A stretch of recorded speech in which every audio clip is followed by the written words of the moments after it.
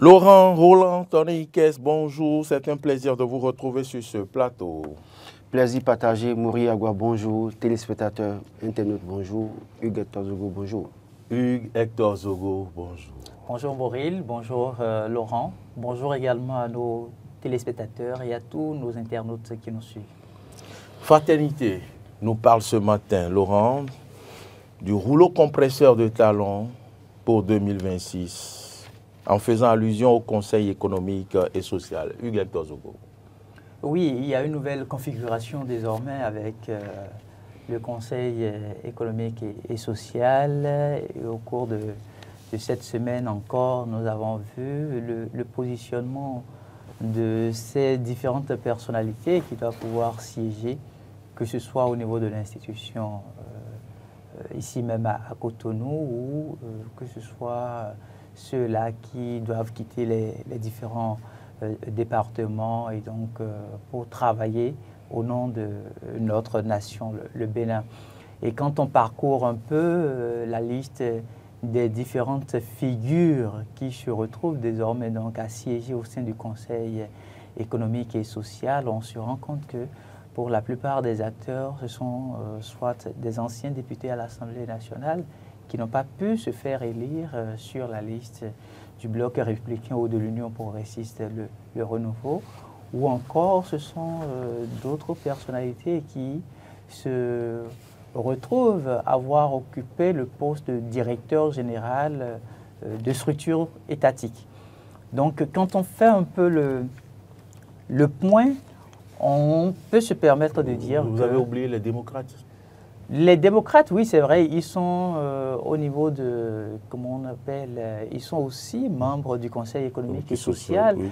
Mais quand l'organe parle de rouleau compresseur pour les élections de 2026, Oui, c'est pour la ne vous mouvance. attendez pas à ce que les acteurs ou personnalités qui se retrouvent au niveau de la mouvance puissent être utiles ouais, au chef de l'État, parce qu'en ce moment-là, on nous parlerait... L'opposition. Oui, l'opposition puisse être utile au chef de l'État, sinon on parlerait de traîtrise. Et vous connaissez très bien le président Patrice Talon, c'est pas quelqu'un qui est habitué à ces jeux de couloir, il préfère quand même jouer avec ses pions, ses as qu'il est en train de mettre en place. Donc je me permets quand même de dire qu'aujourd'hui, le Conseil économique et social, c'est vrai, institution de la République, mais je vois plus un regard politique dans le positionnement des différents acteurs qui se retrouvent à pouvoir siéger. Ça va être sans aucun doute un appel à ces leaders politiques-là de travailler à la réélection du candidat qui va pouvoir être désigné au niveau de la mouvance présidentielle. Quand vous voyez des gens comme Valentin Aditi-Roudé, vous connaissez quand même leur poids au niveau de la politique dans notre pays. Et quand ceux-là se retrouvent aujourd'hui à être installés au niveau du Conseil économique et social, après avoir passé plusieurs années à l'Assemblée nationale avec tous les postes qu'ils ont occupés dans le bureau de l'Assemblée nationale.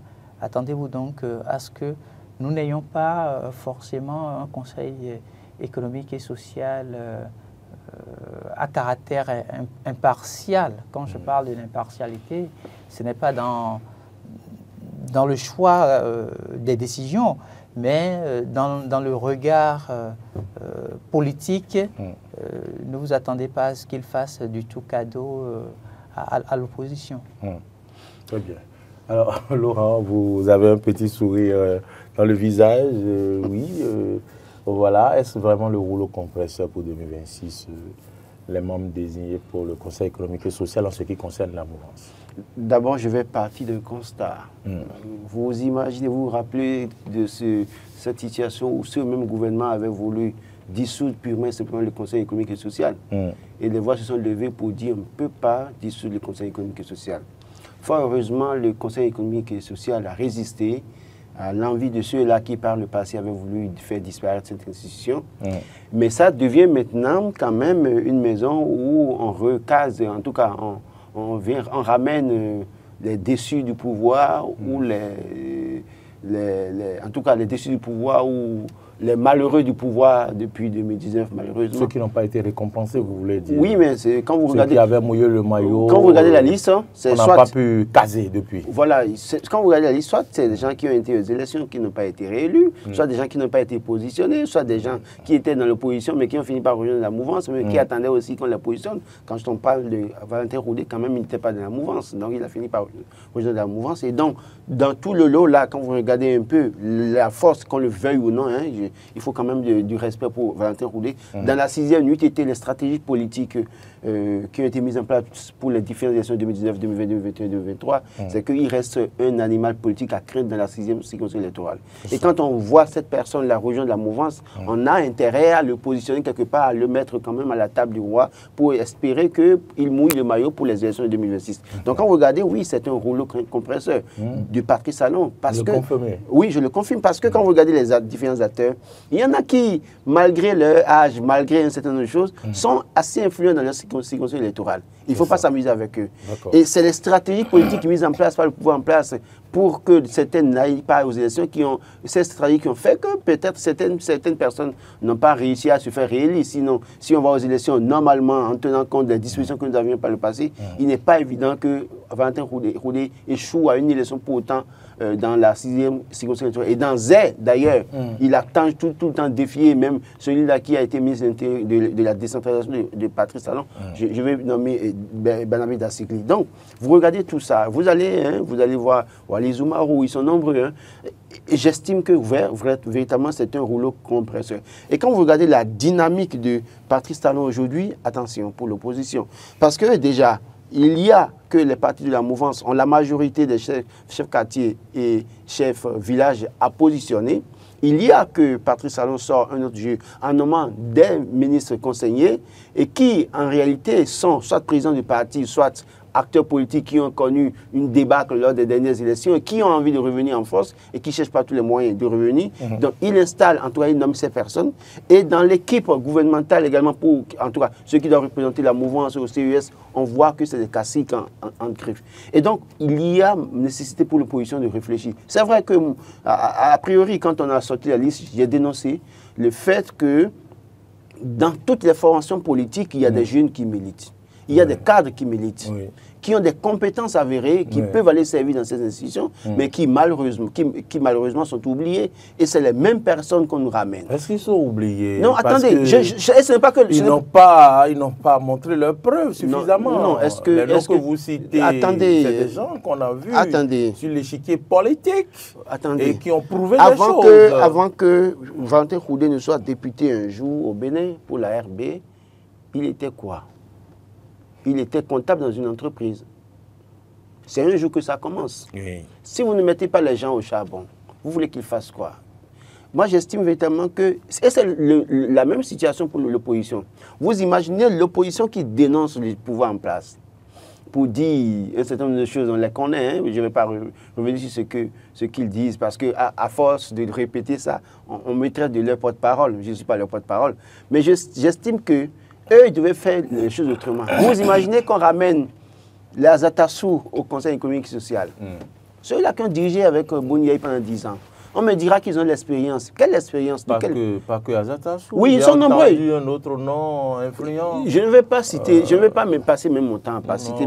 Mais j'estime véritablement que... Monsieur Alassane Tigri. Alassane Tigri, oui. Il y a Paulin Dossa également, chef matériel, président de la République. Moi, j'estime qu'aujourd'hui, si vous voulez faire les choses autrement que Patrice Talon, vous devez éviter ces pièges-là.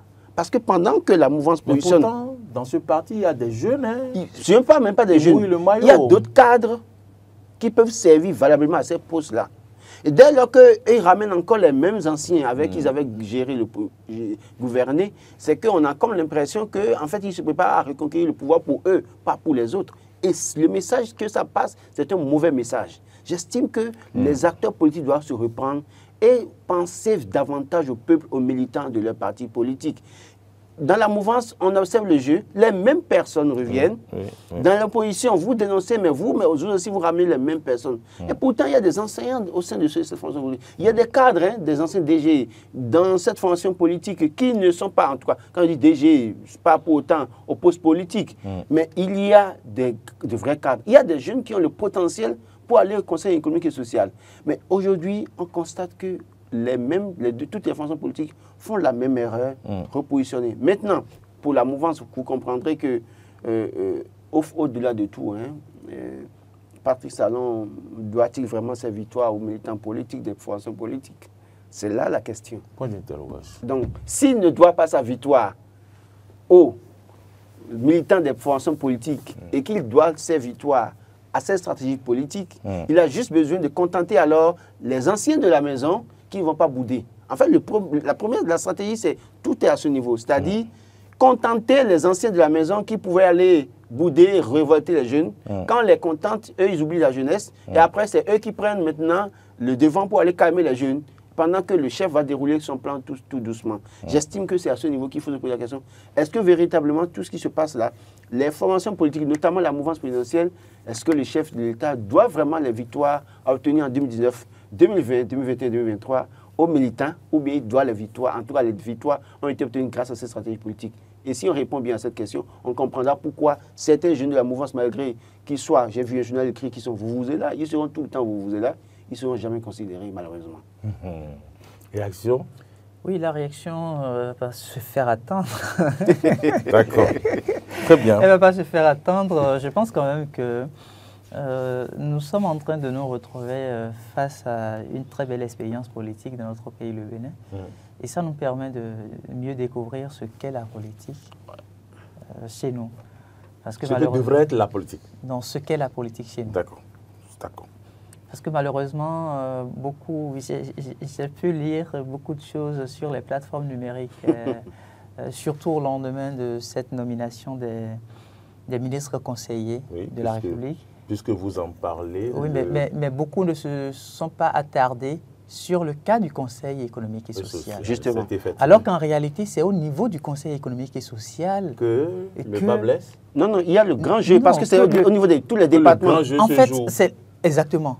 Tout a été joué. Ils sont présents dans tous les départements. Et tout a été joué au niveau du Conseil économique et social. Et c'est là où Patrice Talon, c'est un, excusez-moi du peu, mais c'est un chef d'État assez stratège et rusé. Très bien. Vous aviez vu le timing?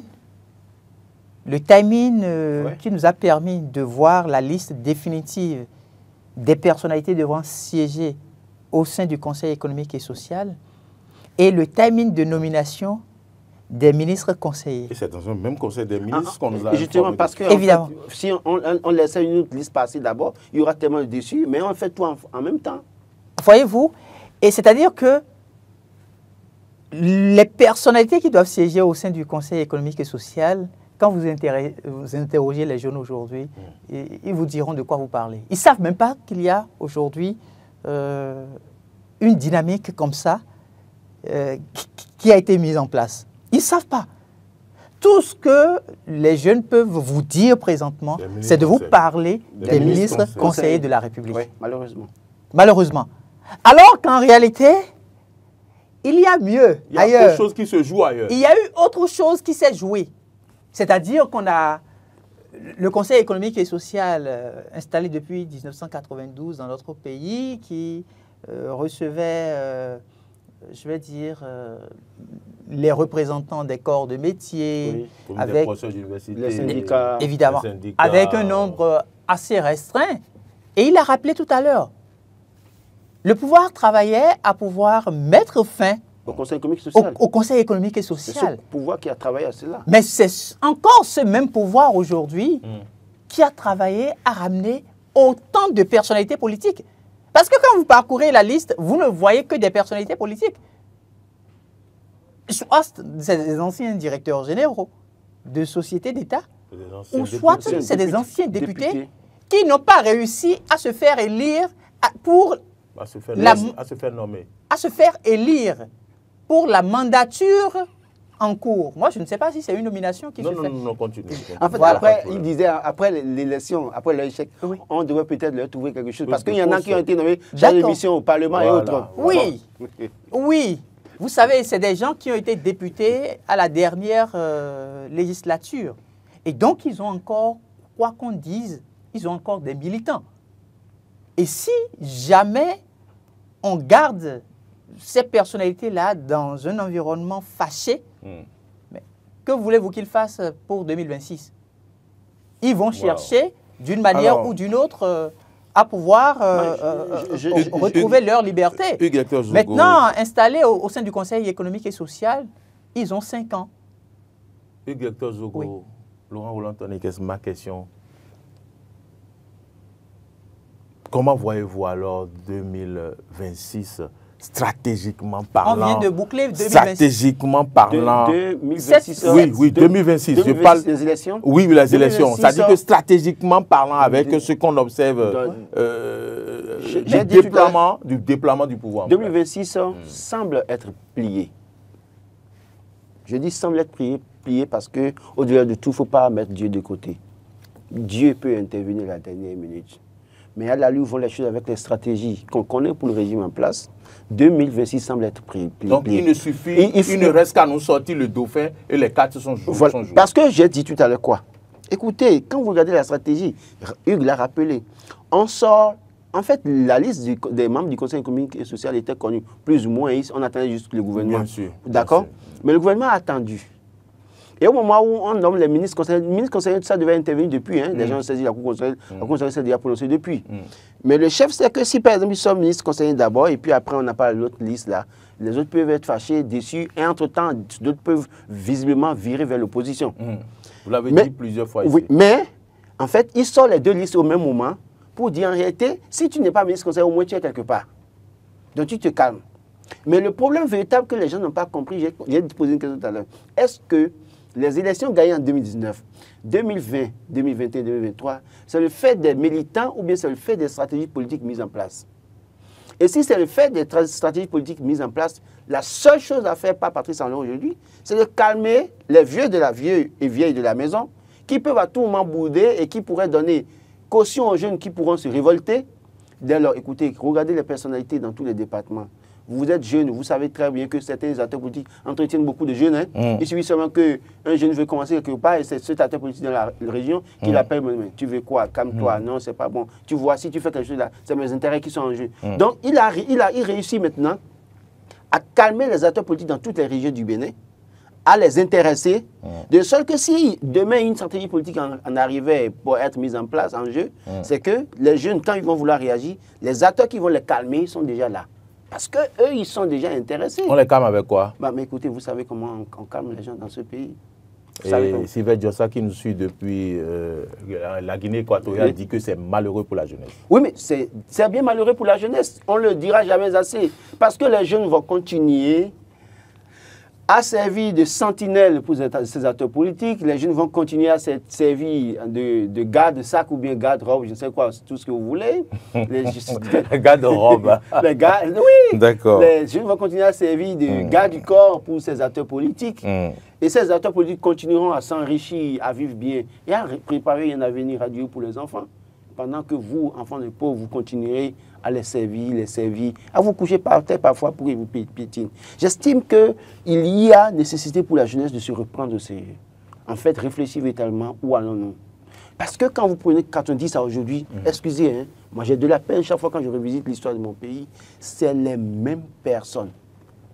À quelques exceptions près, c'est les mêmes personnes qui dirigent. C'est-à-dire, soit ils font un jeu de chaises. Hein. Il y a d'autres jeunes quand même qui émergent, comme un certain Amavi, l'ancien maire, qui est également désigné. Il est au niveau du Conseil économique et social. N'oubliez pas on peut citer d'autres. Il s'était retrouvé à l'Assemblée nationale. Bien sûr. Et il n'a pas pu se faire réélire. Et donc, aujourd'hui, on regarde...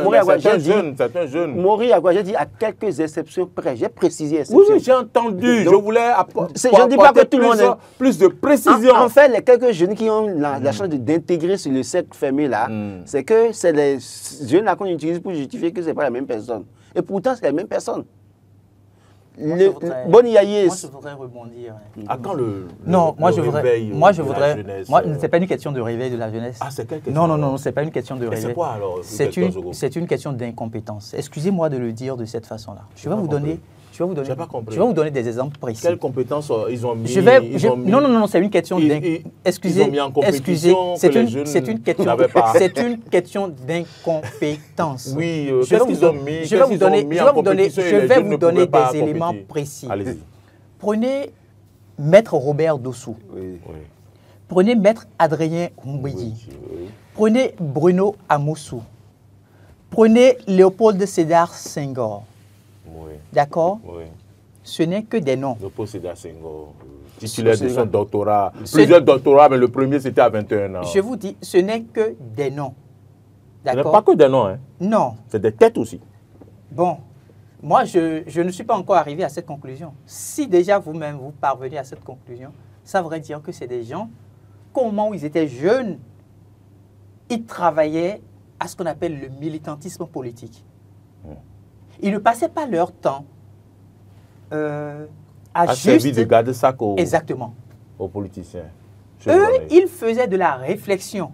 Oui. Ils donnaient leur point de vue. Ils avaient le courage de donner leur point de vue, malgré la position. C'est-à-dire que leur point de vue pourrait être erroné.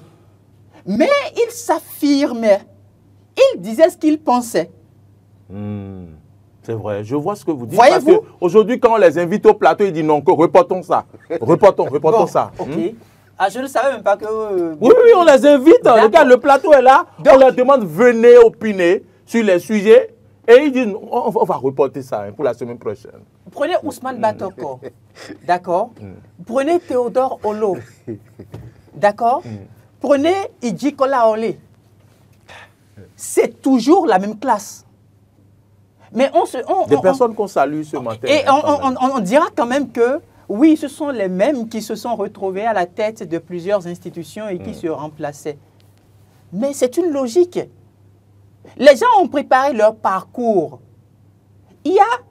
C'est-à-dire que quand vous êtes jeune, il y a le temps de faire votre formation et le temps de pouvoir vous mettre effectivement en action. Mais si vous ne vous formez pas, vous n'avez pas une formation qualifiée, vous n'avez pas une formation qualifiante, et vous voulez qu'on vous confie une république, comment est-ce qu'on va le faire? À aucun moment on ne vous a vu vous positionner sur des questions d'intérêt national. Ce qui vous préoccupe, c'est juste, moi, j'accompagne le pouvoir. Moi, je fais partie de l'opposition. Ce n'est pas ça. Il faut des réunions. Il faut des réunions notamment. Et on ne voit jamais les résultats de ces réunions. En faisant partie de l'opposition ou en étant un acteur jeune soutenant la mouvance, quel est votre point de vue sur cette question d'intérêt national? Je prends par exemple l'essence frelatée, le paillot, qui continue de tuer dans notre pays. Bien sûr. Combien de jeunes béninois vous aviez vu qui a eu le courage de prendre la parole pour dire ça? Arrêtons ça. Arrêtons. Quand on en parle, on est opposant. Quand vous en parlez tout de suite, on vous dira que vous êtes opposant. Voyez-vous un peu? Qu'à cela ne tienne. Si. Quand je n'ai venu s'affirmer pour dire qu'à cela ne tienne. Bon, donc... Le problème, c'est qu'on leur envoie les miettes et c'est déjà bon. Donc, quand les populations ne sont pas dupes en réalité, le moment viendra où on vous dira, bon, qui sont ceux-là en qui... Autrement dit, la jeunesse mérite le traitement que c'est la jeunesse même Moi, je ne partage pas entièrement ce que dit Hugues Zogo. Écoutez, pour moi, le militantisme, ça s'apprend. Où est-ce que ça s'apprend? Ça s'apprend... Dans les partis politiques, non? Pas que dans les partis politiques. Ça s'apprend également dans les associations. Oui. Quelles sont les associations de développement que nous avons aujourd'hui? Combien de jeunes béninois vous connaissez qui se retrouvent dans des associations de développement et qui parviennent... Ils sont dans un ils ne payent pas cotisation. Bon, ils attendent que l'argent vienne pour partager. Et qui parviennent, d'accord? Ah bon? Et qui parviennent, ne serait-ce... Dites-moi, de vous à moi, combien d'associations de jeunes vous connaissez encore au niveau de nos quartiers et qui se retrouvent ne serait-ce que les samedis pour ce qu'on appelle la salubrité? Non. Alors, à quel moment vous voulez diriger les hommes? Si déjà dans votre quartier, vous n'avez pas la possibilité de vous réveiller et de dire, ah, mais vous, il est déjà l'heure pour qu'on balaye notre quartier. Mais ça s'apprend. Ça fait réfléchir. Ce n'est pas une question de, je suis là, j'ai un doctorat Et parce que j'ai un doctorat, systématiquement, on doit me nommer pour que je sois directeur général d'une structure étatique. Pour être directeur général d'une structure étatique, il faut forcément que vous ayez d'autres compétences. Ce n'est pas que le diplôme universitaire. Donc, aujourd'hui, j'ai lu beaucoup de choses sur les plateformes où on dit, mais on a suffisamment de jeunes qui ont le diplôme. Ils sont où? Ils sont là.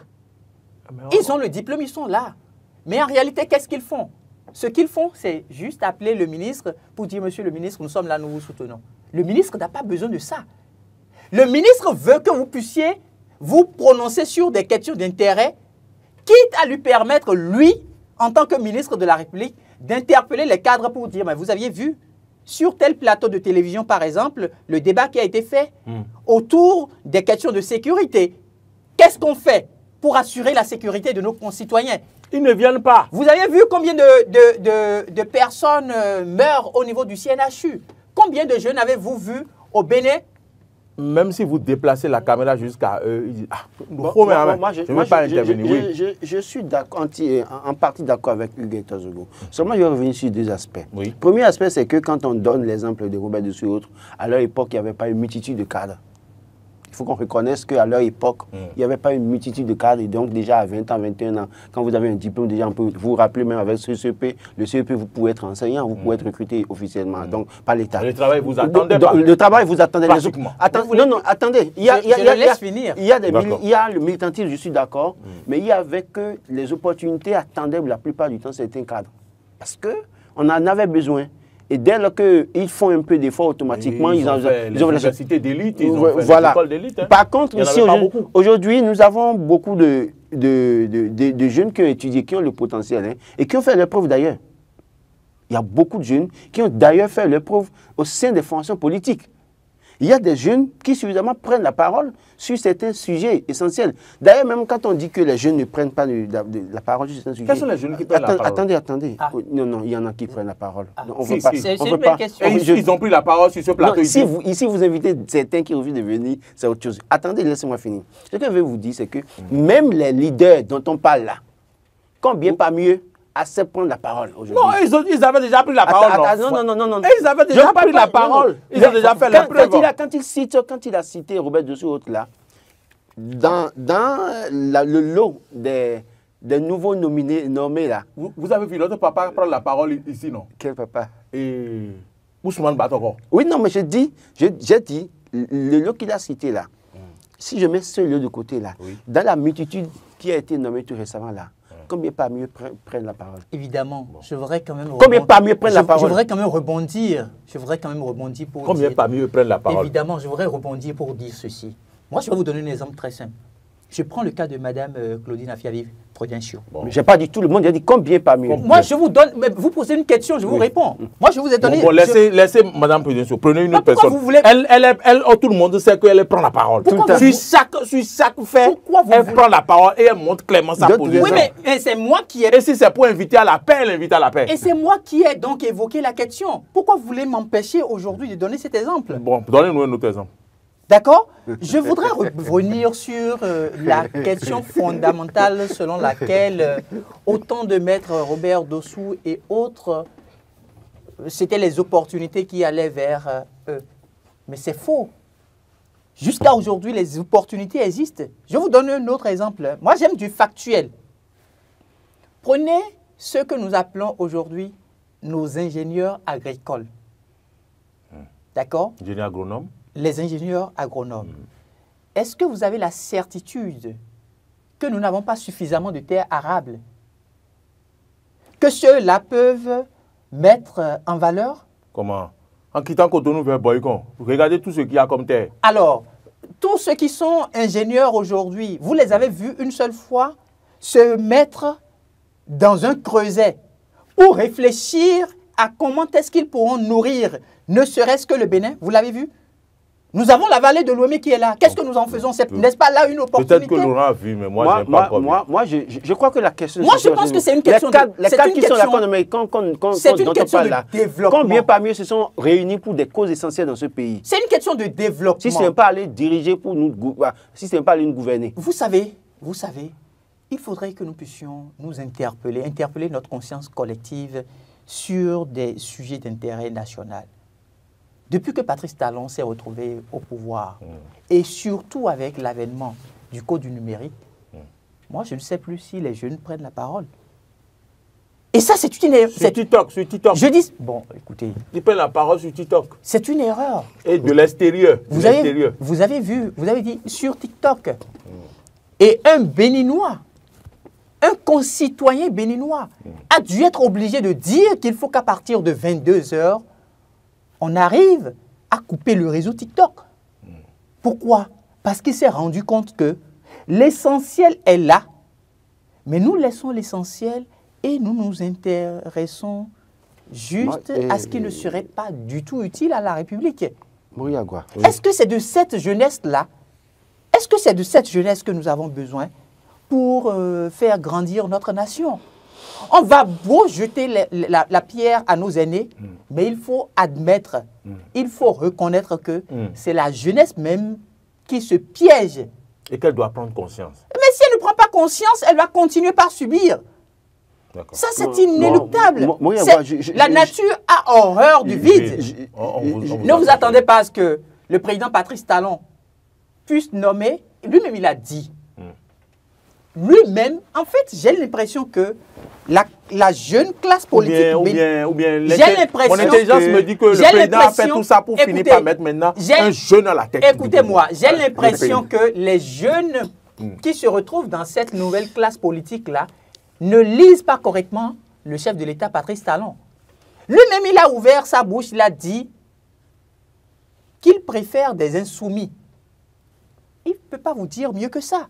Maintenant, si vous préférez ne pas vous retrouver dans une posture d'insoumis et vous trouvez qu'il faut applaudir chaque matin, chaque midi, chaque soir, mais lui vous dira qu'il n'a pas besoin de cela. Le chef de l'État a besoin des têtes pensantes. Et quand on me dit que les têtes pensantes se retrouvent au niveau des partis politiques et qu'ils sont des cadres, à quel moment vous allez me dire que tout va bien au niveau du bloc républicain? Vous allez me dire que tout va bien au niveau de l'Union progressiste, le renouveau? Mais quel jeune cadre vous aviez vu prendre la parole? On a vu un député à l'Assemblée nationale ne pas être d'accord, par exemple, avec l'Union progressiste, le renouveau. Il a exprimé. Un ancien chef d'arrondissement de Cotonou qui se retrouve aujourd'hui être député. Ça ne l'a pas empêché de se prononcer. Mais en dehors de lui, quel jeune cadre vous voyez? Avez-vous vu prendre la parole? Il ne suffit pas de se retrouver dans les couloirs et dire ça ne va pas au niveau de notre parti ou pour dire que tel... Non. Ouais, écoutez, je crois que Hugues a utilisé un terme. Il dit que le chef de l'État a dit qu'il préfère les insoumis. Dans tous ceux qui sont nommés là, citez-moi quelqu'un qui est insoumis. J'attends le nom. Dans tous ceux qui sont nommés là. Vous voulez que nous fassions le débat? Non, non, attendez, parce que vous avez dit le chef d'État dit qu'il préfère les insoumis. D'accord. On sait très bien que dans le lot là, il n'y a pas d'insoumis. Première chose. Deuxième chose, il ne faut pas comparer ou confondre la jeunesse sur TikTok à la jeunesse militante dans les fonctions politiques. Non, c'est moi qui parle de la jeunesse. Oui, parce qu'il a évoqué le sujet de TikTok où Richard Flash demande qu'il faut fermer TikTok à partir de 22 h. Mais on ne va pas confondre la jeunesse sur TikTok et la jeunesse qui milite dans les partis politiques et la jeunesse valeureuse, compétente également. On ne va pas confondre ça. Le problème que nous soulevons ici, c'est un problème assez sérieux. Oui, au niveau de la jeunesse, il y a quelques problèmes à régler. Il y a cette audace-là qui manque à la jeunesse. Je suis d'accord. Mais il faut que la jeunesse mette fin à la dogocratie. Voilà. Et puis, parce que le plus souvent, ces jeunes dans ces formations politiques sont beaucoup plus intéressés par quelque chose. Appelés pour avoir les marchés publics, dès lors qu'ils ont une petite voiture, ils peuvent chercher les jeunes filles de Cotonou dans toutes les rues. C'est suffisant pour eux. C'est ça le véritable. Musique à bord. Et puis, ça fait le bonheur de ceux-là qui sont des leaders des formations politiques qui continuent à les utiliser.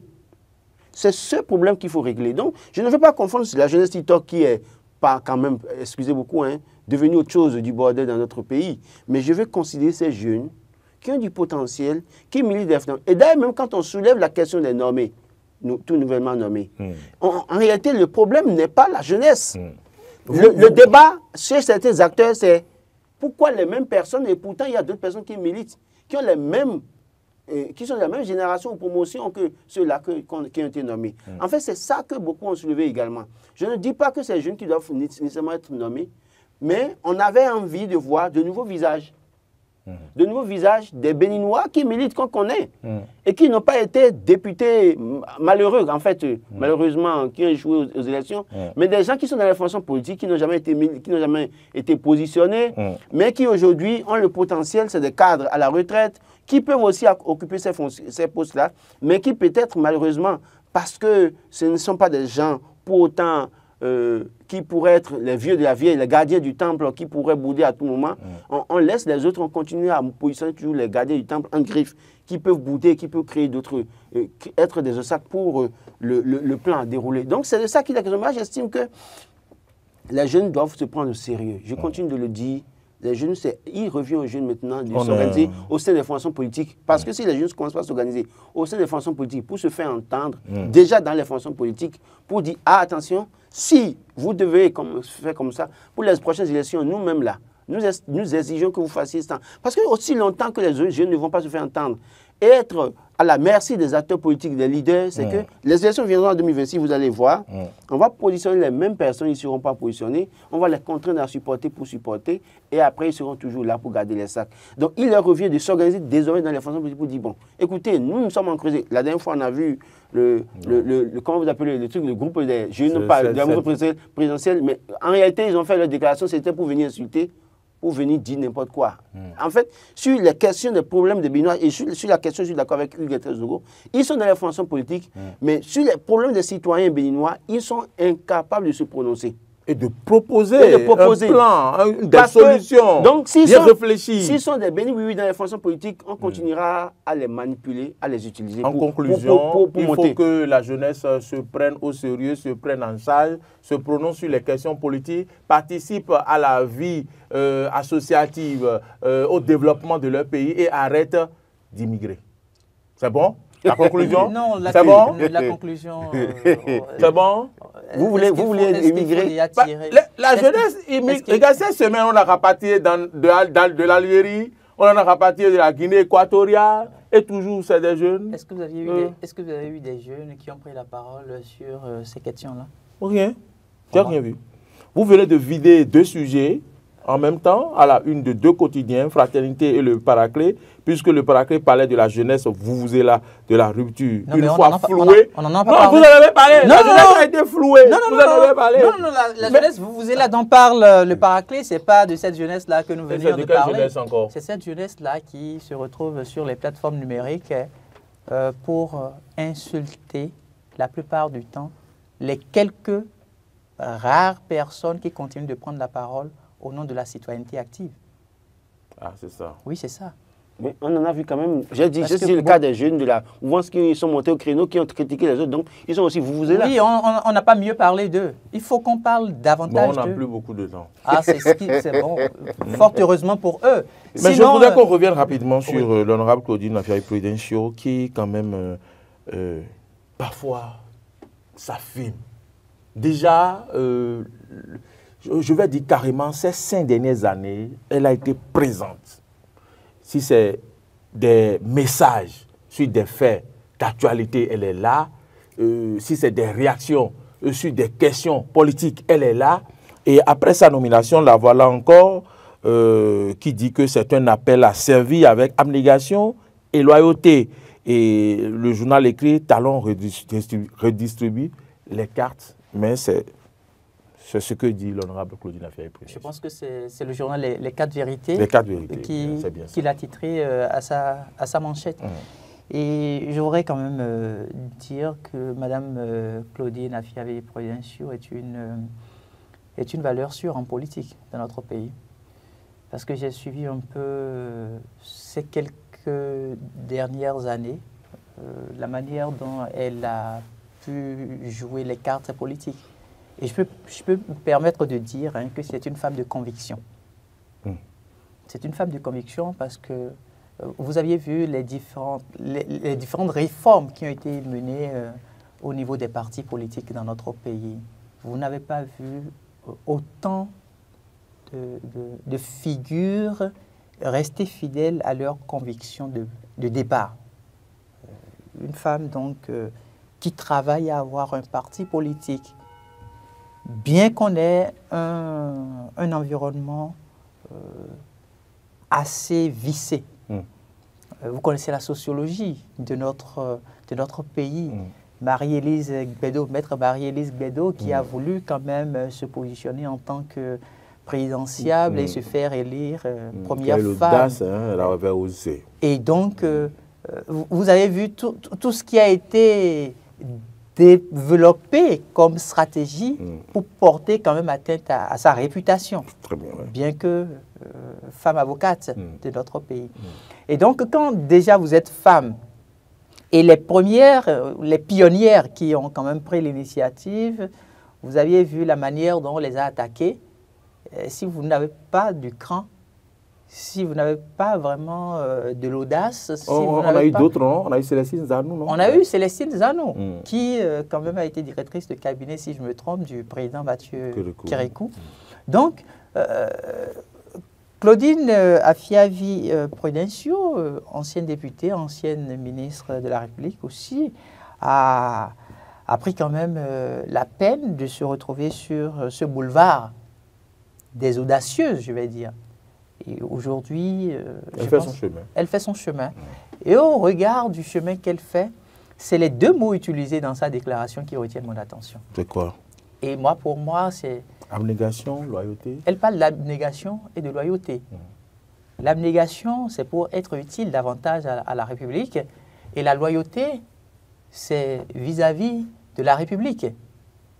Et donc, par conséquent, ça voudrait dire que, bien que je me retrouve en politique, ce qui prime, ce sont les valeurs qui vont me permettre d'être toujours utile à la République. Et ça, c'est assez important. Parce que de plus en plus, quand on se retrouve dans la politique, beaucoup pensent que c'est que des coups bas. La politique, certes, c'est vrai, c'est des coups bas parce qu'il faut mettre en place des stratégies pour parvenir à conquérir le pouvoir d'État. Mais au-delà de ça, il faut aussi que nous puissions travailler aux valeurs.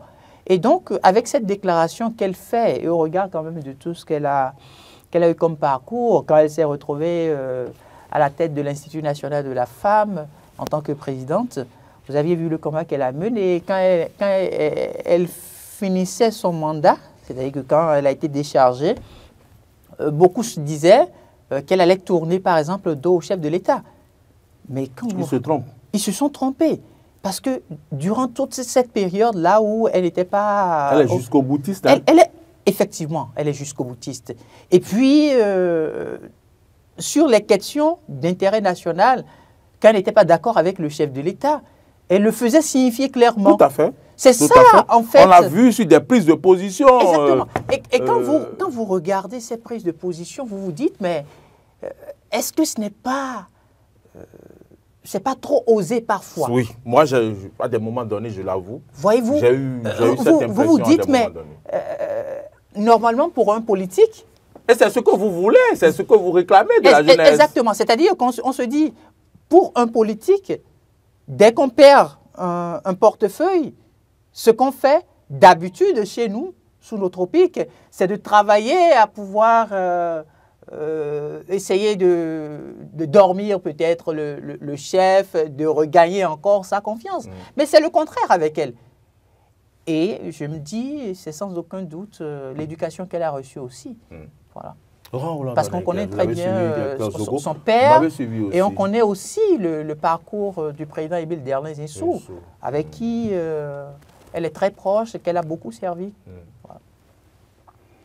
Oui, je l'ai suivi avec beaucoup d'intérêt. Ouais. Non, moi, j'estime véritablement que c'est vrai qu'à priori, on dénonce, et moi, je dénonce clairement cette façon de nommer des ministres conseillers, alors qu'on dit que ça ne va pas dans le pays, autant de choses, autant de questions évoquées par le pouvoir en place. Et mais aujourd'hui... Woro, il s'appelle, à la une de Dabarou, le politique qui se demande où est-ce qu'on va trouver... Est-ce qu'il est politique? Où est-ce qu'on va trouver... Non, il ne faudrait pas qu'on s'amuse. Oui, il est quoi? Non, c'est un citoyen qui se prononce. Je veux pas... D'accord, il s'interroge aussi, là on va trouver les sous pour financer, mais si on n'avait pas prévu les sous, on n'allait pas nommer. Non, vous savez, nous sommes dans un pays où quand même on doit s'intéresser à la gestion des finances publiques. Hein, oui, mais bon. Aujourd'hui, je l'ai dit hier, le nombre de ministres de Patrice Talon s'est élargi à 33. Parce qu'on en avait 21, plus les 12 maintenant c'est 33. Et bon, si vous voulez ajouter le porte-parole qui a rang de ministre aussi, ça va être 34. Mais mon problème, c'est que c'est le contribuable noir qui doit payer. Cela suppose que chacun d'eux, et je ne vais pas m'attarder sur Mme Claudine Péninsou seule. Mon appel, c'est à tous ceux qui sont nommés ministres conseillers. C'est pour une fonction politique, hein. Je crois que le journal en a parlé. Et c'est justement, et c'est justement mon souci. Quand Mme Péninsou dit l'abnégation et loyauté, je voudrais juste préciser de faire très attention pour ne pas être loyal au chef de l'État, parce que c'est le chef de l'État qui l'a nommé. Heureusement que j'ai parlé tout à l'heure de la loyauté envers la République. Oui, mais c'est ce que je dis. C'est ce que Parce que quand vous parcourez le contenu de la déclaration, vous vous rendez compte que ce n'est pas que de la loyauté envers le chef de l'État, mais envers le chef de l'État et surtout envers la République. Le problème de leur mission, c'est que c'est une mission politique qui se rend sur le terrain politique. Oui. Et on a dit tout à l'heure que moi j'ai dit hier que c'est une machine, une partie de la machine à gagner 2026 installée.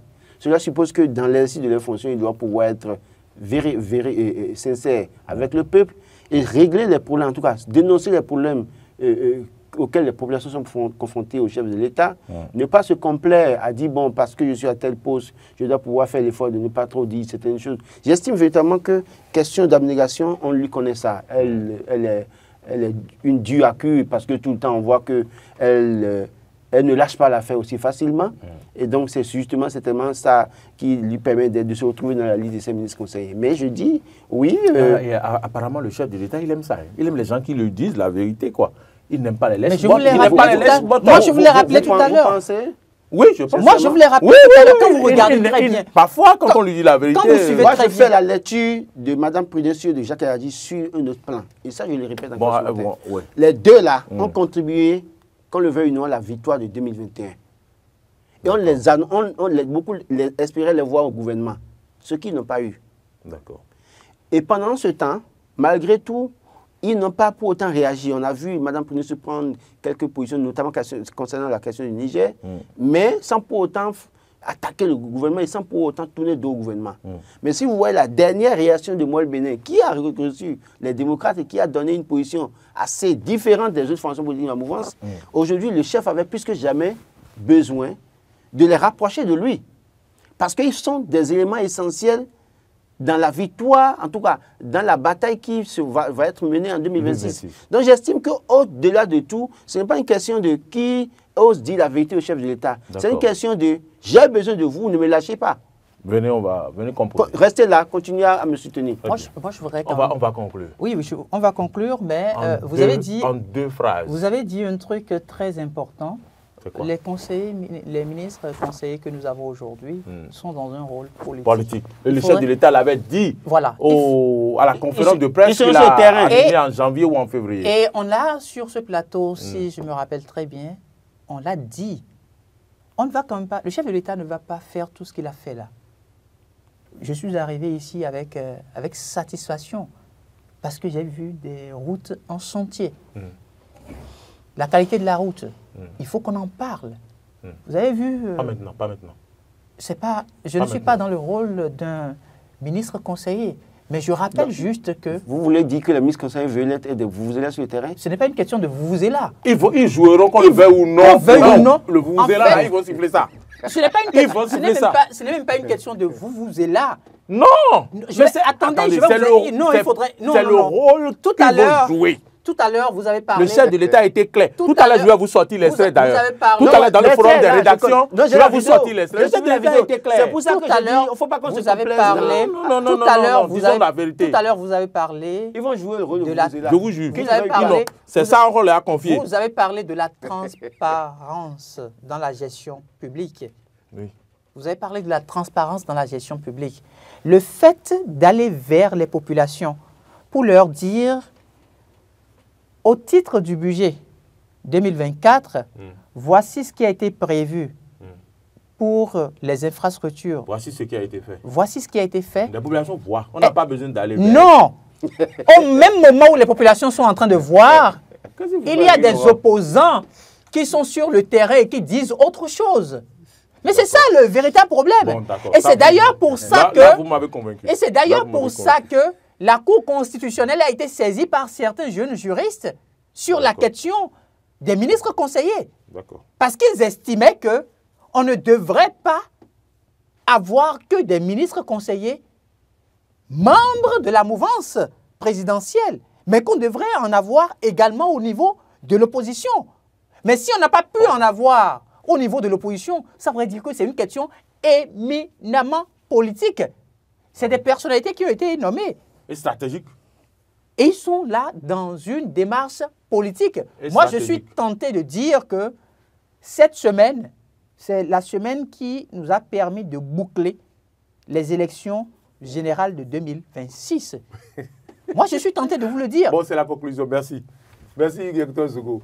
Cette semaine nous a permis de boucler les élections générales. Parce que c'est Dieu qui a le dernier mot. Mais Dieu a eu le dernier mot quand Lionel Zissou était là. Non, on ne s'amuse pas avec la République. Non. Dieu a eu le dernier mot. Dr Zogo, je vous sais assez croyant. Ce que je dis, c'est très simple. C'est-à-dire que les hommes ont leur plan à dérouler. Oui. L'homme propose. Oui. Dieu dispose. Non, l'homme propose. Mais Dieu dispose et s'impose parfois. Et donc, les hommes vont continuer à proposer. On ne souhaite pas que le diable s'interpose. Oui, voilà. Et donc, ce que je vous dis, c'est que, au-delà de tout, c'est pourquoi il a dit semble être plié. Moi, je ne mais voudrais Dieu, pas. Parce que le cas de Zissou que vous évoquez là, c'est que n'eût été la volonté de Dieu, Patrice Talon même sait que ça pouvait être difficile pour lui d'être président de la République. C'est la volonté de Dieu qui a caché son hélicoptère aussi. Non, parce qu'à un moment donné, il fallait donner des leçons à certains qui ont pris le pays, l'ont géré comme ils veulent. On fait la pagaille. Aujourd'hui, c'est la volonté de Dieu qui a cassé son hélicoptère aussi. Aujourd'hui, chacun de paye, parce que vous allez voir ceux qui même si le bon Dieu. Et c'est la même chose qui va se passer. Si, par exemple, si Dieu veut que ce soit un dauphin Patrice Talon qui vienne, ils vont dérouler le plan, ça va marcher. Mais ils peuvent toujours dérouler un plan, et à la dernière minute, il y a toujours un déclic qui chamboule tout. Même si Dieu aurait voulu, d'accord, même si Dieu aurait voulu punir Patrice Talon, au regard de tout ce qu'il a pu investir. Non, je n'ai pas parlé de punition. C'est moi qui tire cette conclusion. Même si Dieu aurait voulu punir Patrice Talon, au regard de tout ce qu'il a pu permettre à notre nation, le Bénin, d'avoir, depuis 2016 à maintenant, il lui permettrait quand même d'installer son dauphin. Très bien. On fera le bilan. On fera le bilan sans doute. On fait plus que ça à la tête de leur pays, mais parfois. Mais je ne sais pas si au Bénin ici. On lui souhaite de continuer à faire du bien à notre pays. Ce qu'il a fait, c'est l'argent de nos sous. C'est vrai que c'est nos sous. Mais d'autres ont eu nos sous et ne l'ont pas fait. Ce que je veux dire, c'est qu'on ne faut pas dire qu'il a fait. Il l'a fait avec nos sous. Et d'autres ont eu nos sous et ne l'ont pas fait. Mais c'est dans ce même pays que d'autres ont pris nos sous et ils ne l'ont pas fait sur le territoire américain. Merci. Je vais vous donner un exemple. Merci, non, pas d'exemple, c'est fini. Merci.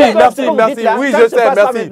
Merci, mais c'est fini. Ça ne se passe pas maintenant. C'est fini, le débat, c'est bon. Les cadres nommés par le pouvoir en place sont en prison parce que quelqu'un allait casser Kavou. Dieu merci que d'autres, ils se retrouvent en prison. Laurent Roland, mais ceux qui se retrouvent sur le territoire américain sont en prison. Merci. Ma prière. Vous avez déjà fait votre prière tout à l'heure? Non, je ne l'avais pas faite. Ma prière, c'est que le bon Dieu permette à notre nation d'avoir un chef d'État audacieux, téméraire, jusqu'au boutiste, mieux que Patrice Talon au lendemain de 2026. Inch'Allah. Vous n'avez pas dit Inch'Allah? Moi, il a souri et qui le dit mot consent. Vous n'avez pas dit Inch'Allah? Le problème, c'est que... Il a souri et qui le dit mot consent. Le choix de Dieu sera le choix des Béninois. C'est Dieu qui inspire, Dieu qui élève les grands. Dieu nous a inspirés, merci. Je vous ai dit merci. Que tout a été joué déjà cette semaine. Merci pour vos prières, merci pour vos croyances et merci pour l'amour que Dieu a pour le Bénin et qu'il portera toujours avec la paix tant prônée et aussi qu'on sache que la paix, c'est un comportement.